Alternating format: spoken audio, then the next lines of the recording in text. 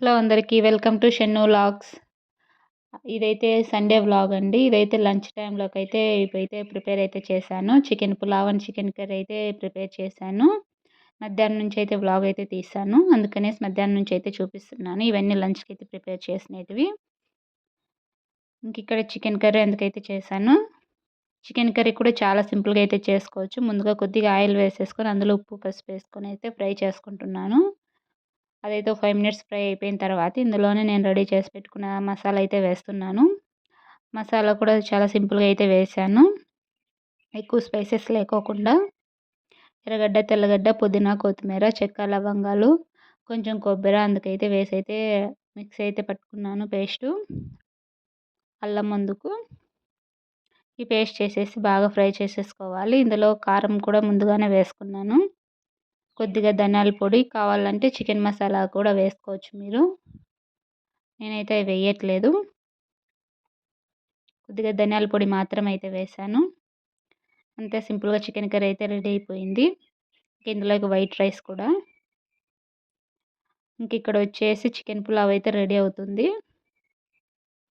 ముందుగా చికెన్ ఒక 50% బాయిల్ చేసిన తర్వాత రైస్ అయితే వేసాను. దీని రెసిపీ కావాలంటే ఎవరైనా కామెంట్ చేయండి, ఫుల్ వీడియో పెడతాను.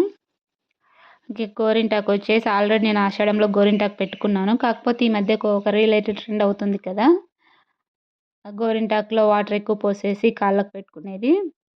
అదైతే ట్రై చేద్దామనేసి అయితే మిక్స్ అయితే పట్టుకున్నాను గోరింటాకు. ఇలా వాటర్ కలిపేసి అయితే ఒక టబ్లో అయితే చిన్నగా అయితే వాటర్ అయితే పోసుకొని అయితే ట్రై చేస్తున్నాను. ఎలా వస్తుందో తెలియదు. నార్మల్గా ఇన్ని వాటర్ పోస్తే రెడ్గా అవ్వదు, కానీ చూద్దాము. రీల్ అందరికీ కాళ్ళు అయితే చాలా బాగా రెడ్గా పండాయి. నేను కూడా అయితే ట్రై చేస్తున్నాను. నేను 1.5 అవర్ 2 అవర్స్ అయితే పెట్టుకున్నాను. అలాగే అస్సలు రెడ్గా అవ్వలేదు. హాఫ్ అన్ అవర్కి ఒకసారి చూస్తున్నాను, కొంచెం కూడా రెడ్ అవ్వలేదు.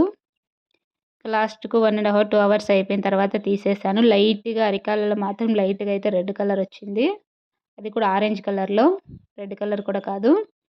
ఇంకా విసుగొచ్చేసి అయితే తీసేసాను. ఈ రీల్ వర్కౌట్ అవ్వలేదు.